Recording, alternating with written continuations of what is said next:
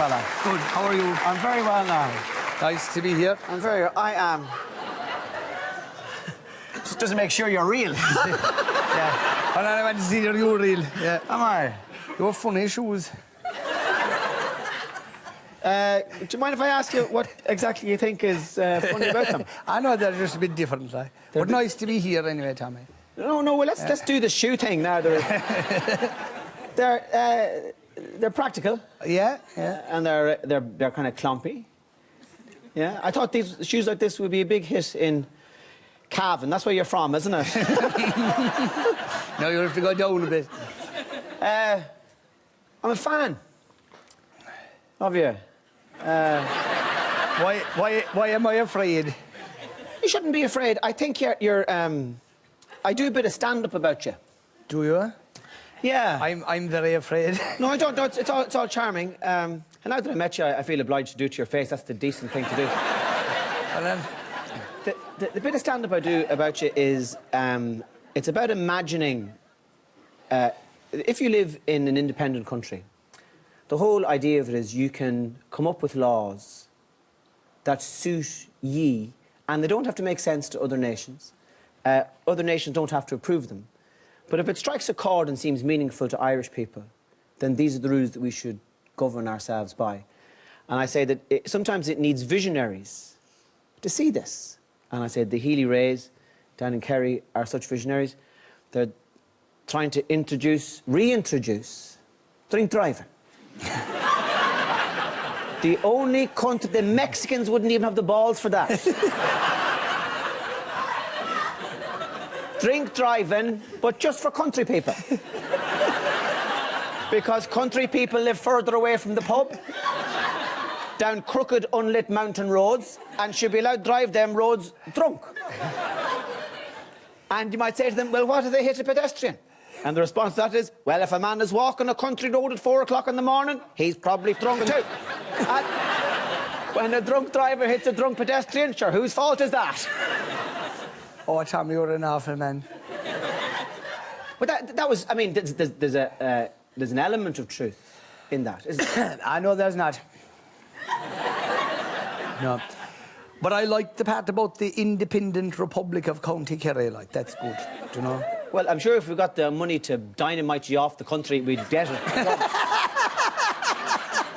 And you go floating like Cuba down to the southern hemisphere, good luck to you. But we're stuck with you now, so...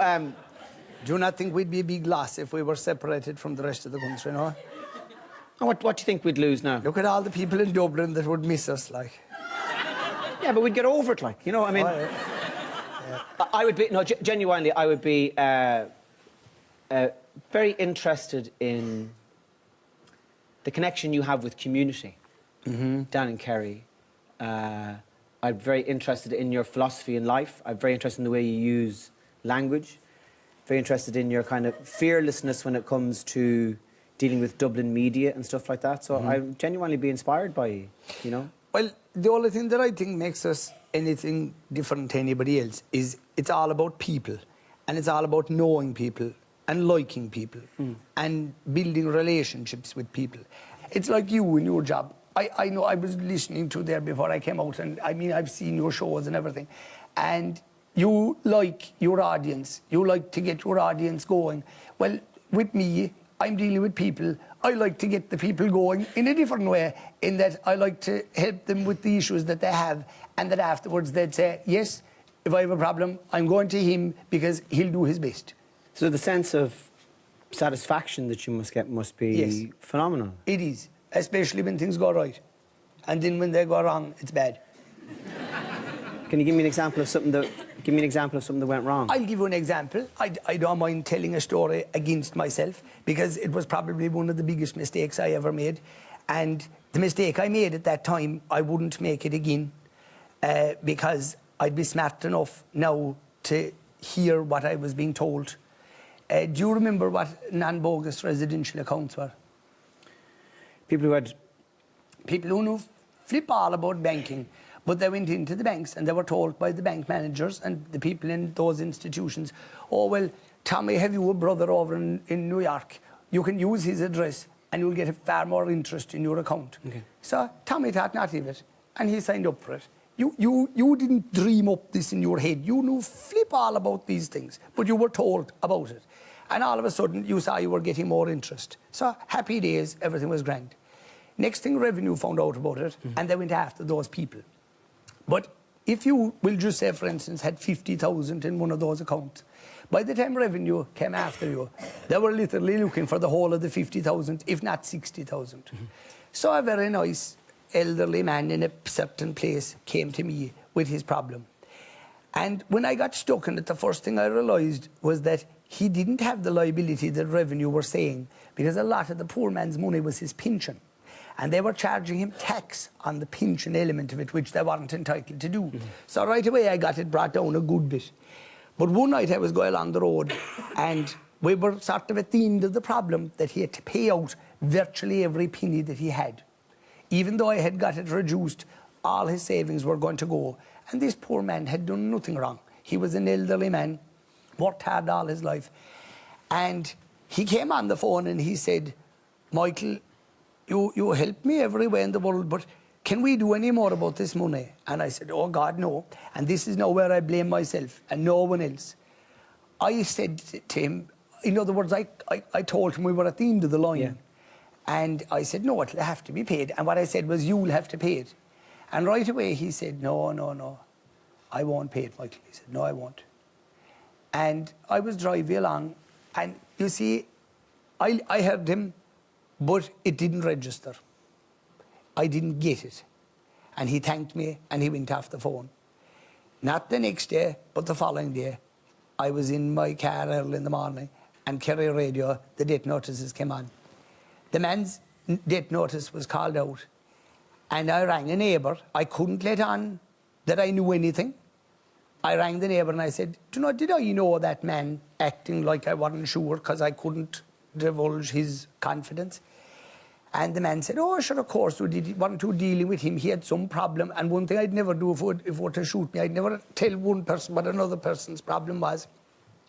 So I said, oh, maybe I was. And what happened to him at all? We can't figure it out, he said. He stood up on the kitchen table the night before last night and hung himself. So what he did was, he put down the phone from me, the enormity of what I had told him that he'd have to pay it, he hung himself. You could imagine how I felt. So talk about making what I'd call a political mistake. And like since then, I found myself, I was on a psychiatric services committee for years where I learned an awful lot about mental illness and the difficulties that causes. And I like dealing with people who have trouble in that department, because if you rang me up tomorrow and if you said, well, my hand is very sore, what are we going to do about it? Or if you said, well, my head is very bad, I'm in a bad place, I take no difference. It's just another medical issue. And I actually say, oh, a problem from the head up or the neck down, And to me, it's all just the same. It's a problem to be dealt with. But I would never again make the same mistake that I made that night, because now I can see problems with people now before they realise it themselves. I mean, that poor man, God be good to him, and the awful way in which people of perhaps the previous generation, and maybe this generation too, overly respected authority that the church and that the banks took. And it's a shocking indictment on the behaviour of financial institutions. It's shocking. Can I ask you, if you had your time again with that man, what would you say to him? Oh, I know exactly what I would do now if that situation was to happen tonight. I'd sit into my car, and no matter where I was, I'd knock on the door of his house that night before he'd go to bed. I'd sit down and I'd wear him out, sitting down by the fire, talking to him. Just talking to him. Because as long as you can keep a person engaged and keep talking to them and keep them interested, you're like a lifeline then. And you must remember, in rural areas, people, they might have a family of their own. Yeah. They might have nieces and nephews who are lovely and who are great. But remember, the nieces and nephews, they have their own families and they're over there, so they can't be here, even though they might adore their uncle or adore their aunt. They can't be inside in the house with them, at times when that person might be lonely or upset. Yeah. Would you be a person of faith?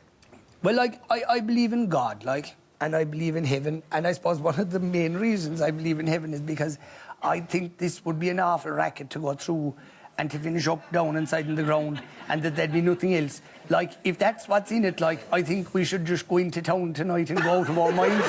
Because, like, what's the point?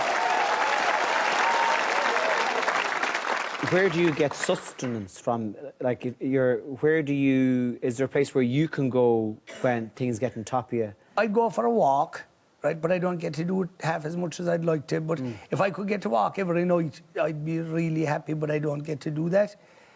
I used to one time, but not in recent times. Shooting, I like shooting, but I don't get to do that half often enough either. No, not at people now, Tommy. No. You were sort of looking at me and, yeah.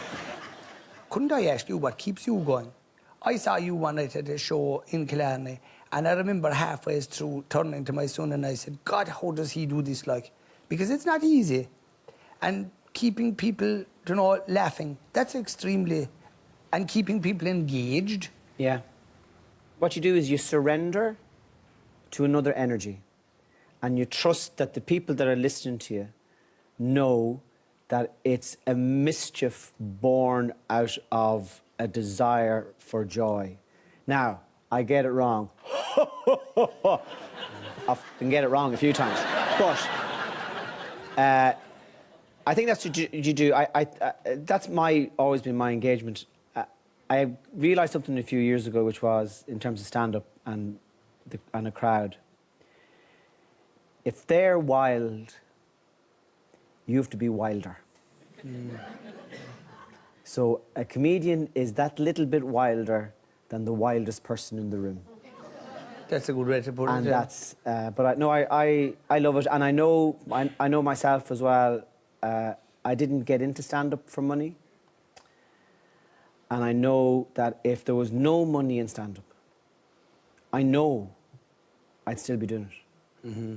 It's part of my experience as a human being, is to engage with people in that situation. It's part of who I am now. I didn't, how would you say, it wasn't for like a job that I went at politics. It was because I liked politics.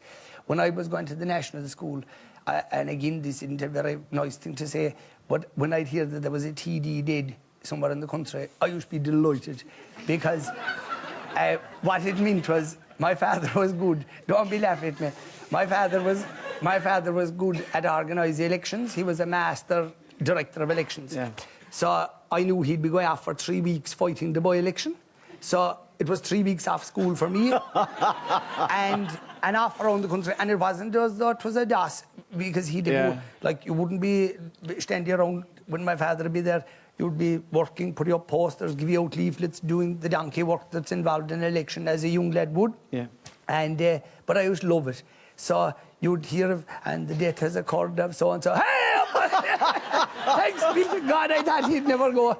and to be above in Donegal or somewhere exotic like Mayo or something like that. Yeah, and to be great crack off for 3 weeks, staying in a hotel, which, no, staying in a hotel is a nightmare. Staying in a hotel that time, like, was a big deal, like, to be in a room that had a sink in the corner. Like, you know, you were in bed and you were looking over at this sink. Imagine a sink in a bedroom. You know? There was no toilet, remember, in the bedrooms that time, but there was a sink. You know? Well, it feels to me like, first of all, a country is made up of different personalities, different energies, and I think we are lucky to have, even though we mightn't always agree with you, even though we mightn't always understand Kerry, that we are, and I mean this. It's been a pleasure talking to you, and it's a pleasure living in the same place as you. I mean that genuinely. Ladies and gentlemen, Michael Healy,